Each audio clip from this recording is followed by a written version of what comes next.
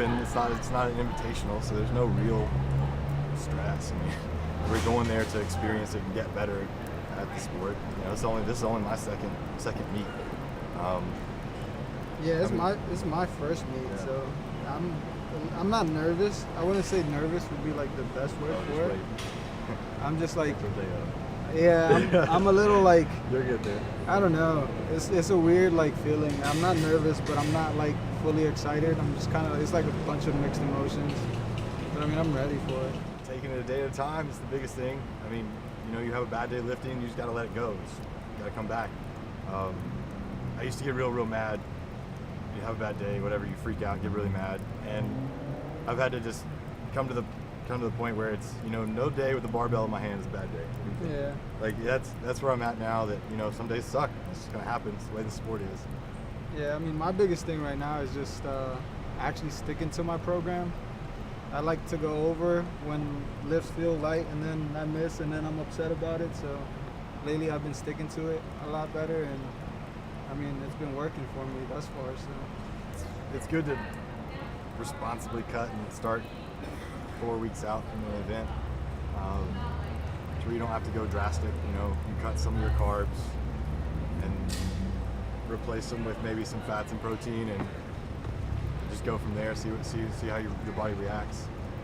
Yeah, I've been 6 pounds out for maybe like 6 weeks now, so I haven't really been cutting too many things out. Recently I cut like dairies and out and stuff of that nature out, but nothing like drastic. So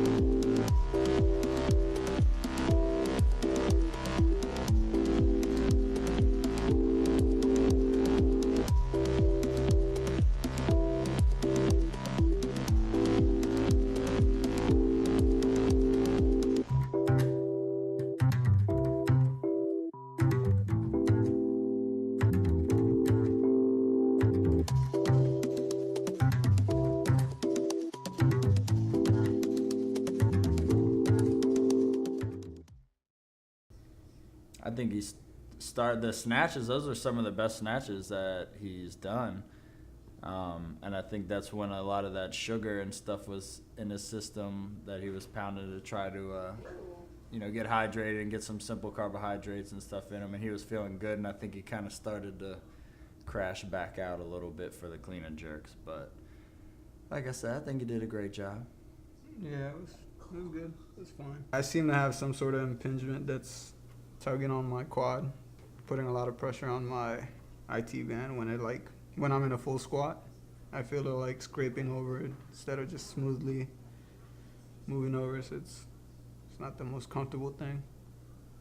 So, I mean, we were planning on powering everything just so I wouldn't have to drop into the squat. But I mean, it's gotten better. We've been putting some work into it. So we'll just get that healed up and prepare better for the next one.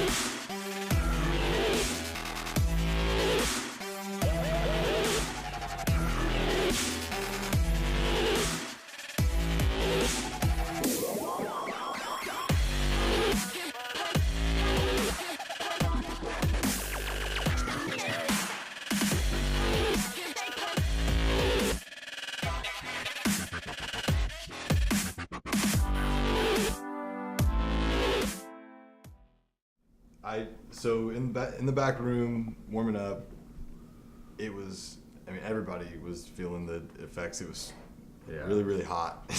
Everybody was not hitting numbers that they were expecting. It worked out okay. If I could go back and do it again, it'd be a lot better knowing that, right before you lift, you're sitting in a nice cool corner and you kind of come back to life, and then you go out and hit the platform, and the lifts you were just struggling with in the back room become weightless because they are 70% of your 1 rep max.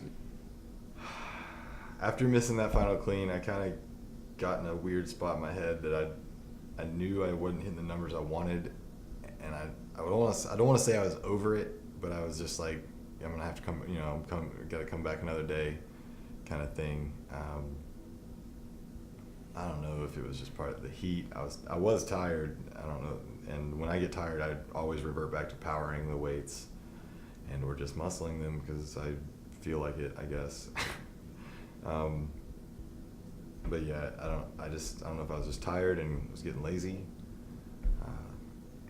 I think you lifted well. I mean, we due to this, you didn't have to cut that hard, but it was so hot. We were trying to save your legs as much as possible, so we power cleaned all of them, and then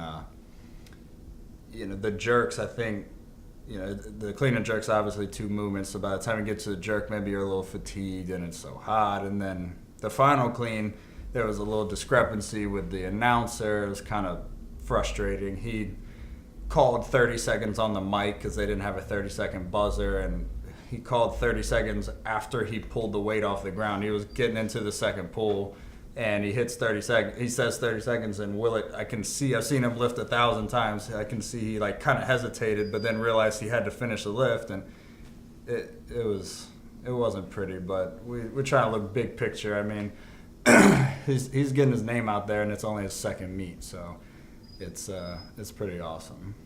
The event sponsor was Vulcan Strength Equipment. We got an email from the event organizer saying that